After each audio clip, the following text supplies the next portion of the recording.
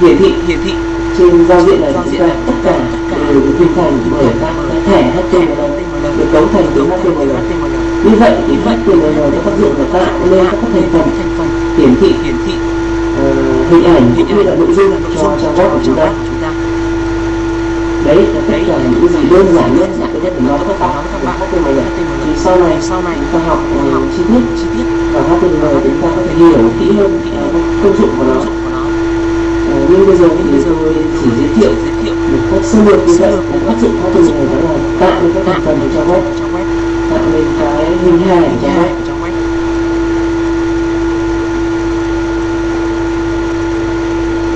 Thì đối với HTML để chúng ta làm việc HTML chúng ta cần phải có một công cụ để soạn mã HTML.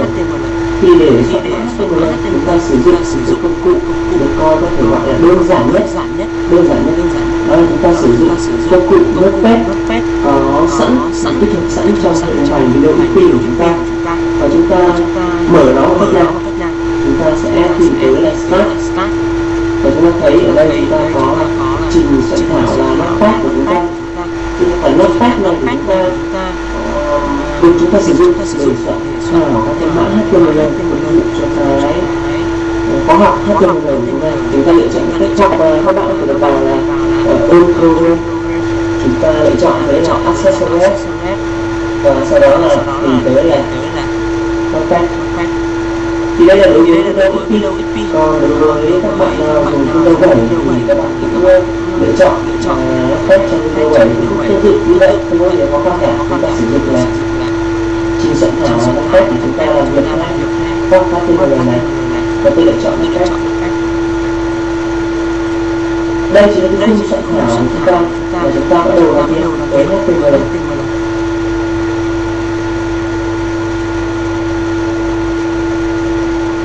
Tiếp theo chúng ta sẽ tìm hiểu cấu trúc chung của một trang văn bản HTML.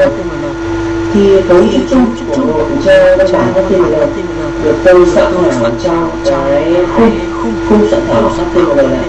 Chúng ta sử dụng các cái việc soạn thảo tất cả nằm trong cái trình soạn thảo Notepad này. Thì ở đây tôi sẽ giới thiệu cho các bạn cái cấu trúc chung của một trang HTML cơ bản. Các bạn chỉ cần nhớ cho tôi cấu trúc này.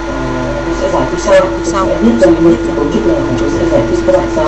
Và đầu tiên những bài đầu tiên mà các bạn có thể là nhớ cái cấu trúc này là mỗi khi làm việc chúng ta một chúng ta phải copy, chúng ta lưu cái cấu trúc cơ bản này lại. Tại vì bất cứ một cái văn bản HTML là cũng có cấu trúc chung, và khi các bạn làm việc thì chúng ta sẽ làm việc trên cái cấu trúc chung đó. Nếu các bạn là những người học đầu tiên, những đầu tiên các bạn chưa nhớ được thì các bạn có thể quản lý cấu trúc chung lại là một cái file đó. Sau này chúng ta dùng tới là chỉ được là copy cấu trúc đó, chúng ta phát ra. Còn sau khi các bạn thành thạo hồi đấy HTML rồi thì các bạn có thể tự mình gõ cấu trúc chung này và làm việc luôn với HTML theo cấu trúc của các bạn thử viết ra. Đến đây tôi sẽ tiến hành là soạn cấu trúc chung. Các bạn có thể nhìn thấy cái cấu trúc cơ bản để có thể làm việc với trang HTML cơ bản. Thì đây là cấu trúc chung, cấu trúc cơ bản của một trang HTML cơ bản của chúng ta. Đây là cấu trúc làm việc của trang HTML cơ bản. Chúng ta thấy có một số các mã HTML vừa mới viết ra. Thì tôi sẽ giải thích từng thành phần một trong cấu trúc này cho các bạn. Thì trước tiên chúng ta sẽ tìm hiểu cái cách thức để có thể là tạo một trang HTML như thế nào. Đầu tiên chúng ta tìm hiểu cách tạo một trang HTML như thế nào, rồi sau đó chúng ta mới tìm hiểu các mã HTML sau. Thì để tạo một trang HTML thì tôi sẽ thêm một chút nội dung vào giữa cái phần bìa trống này. Tôi tạm thời gọi là phần bìa trống. Tôi sẽ giải thích cái phần bìa trống này sau. Tôi tạm thời là cho một chút nội dung vào trong này, chẳng hạn như là chúng ta có một nội dung là buổi học HTML đầu tiên này. Sau khi soạn nội dung vào nội dung HTML đầu tiên và đoạn giữa này để trống này, và tôi sẽ lưu lại cái tên là index.html. tôi được xin phép để giải thích thêm một chút về cái phần đặt tên này. Thì các bạn lưu ý tôi vừa lưu cái file này bên đây là index.html. Thì cái phần bất cứ cái file nào của chúng ta đều có một cái đều có hai phần phần tên file và thành phần mở rộng của file. Đó là chắc các bạn biết rồi, là tôi sẽ lao tài liệu về chúng ta soạn thảo ở trong cái file Word chẳng hạn, đúng không? Chúng ta có tên của file, sau đó là thành phần mở rộng của file là .doc, đúng không? Hoặc là chúng ta có các file như là cái ảnh thì có là .jpg hoặc là .png, tên ảnh, đúng không? Thì sau đó thành phần mở rộng của định dạng ngoài nhé.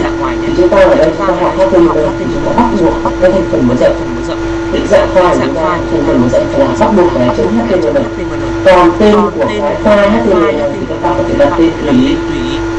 Ở đây tôi lựa chọn tên chủ tách thôi, chứ không nhất thiết phải đặt tên chủ tách. Bạn lưu ý chúng ta đặt tên tùy ý và cái thành phần mở rộng bắt buộc phải là .html để chúng ta làm việc với HTML, đúng không?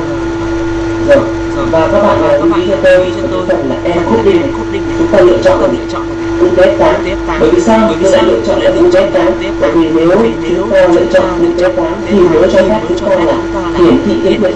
Khi chúng ta gõ tiếng Việt vào trong cái trang HTML này thì chúng ta phải sử dụng encoding là UTF-8 thì mới hiển thị tiếng Việt được các bạn lưu ý. Cho nên là khi chúng ta tạo mới một cái trang HTML của file HTML thì chúng ta lưu ý là ngoài việc đặt tên với thành phần mở rộng và .html thì chúng ta cần phải có cái encoding là UTF-8 và sau đó tôi tiến hành lưu file lại với tên là index.html.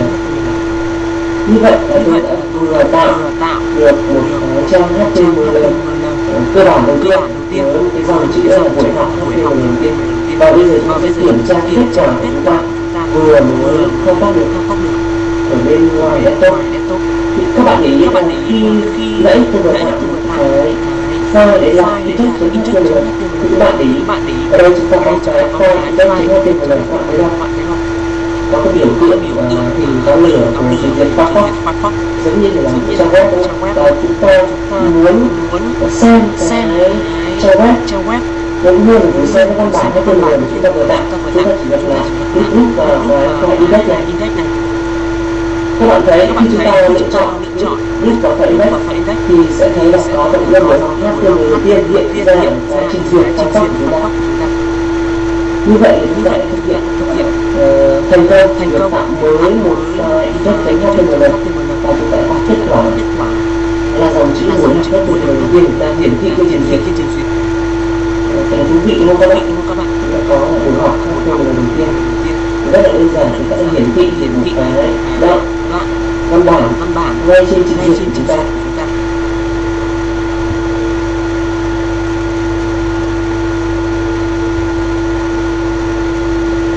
Thì sau khi chúng ta thao tác một số các thao tác và có kết quả như bây giờ thì chúng ta cần phải tìm hiểu cái việc làm chúng ta vừa rồi là chúng ta làm những cái gì và các cái thao tác đó của chúng ta tạo nên những cái hiệu ứng như thế nào. Thì bây giờ chúng ta sẽ tìm hiểu những cái ý nghĩa các thẻ HTML trong cái trang cơ bản của chúng ta. Thì đầu tiên chúng ta cần phải tìm hiểu cái khái niệm thẻ HTML là gì, đúng không? Chúng ta cần phải tìm hiểu cái thẻ HTML là gì. Thẻ HTML cấu tạo của thẻ HTML, đúng không? Rồi các khái niệm các thẻ thuộc tính trong cái thẻ chúng ta cần phải tìm hiểu để chúng ta phải viết và làm việc với HTML. Chúng sẽ quay lại cái ví dụ của chúng ta là chúng ta tìm cái trình soạn thảo HTML, chúng ta mổ xẻ và nghiên cứu xem chúng ta làm cái gì trong cái file index.html. Thì ở đây các bạn thấy một số các cái dấu bé hơn ở cái tên gì hết trên một người dấu lớn hơn, đúng không? Ngoài ra chúng ta có rất là nhiều các tên trong các dấu này lớn hơn và bé hơn và lớn hơn này.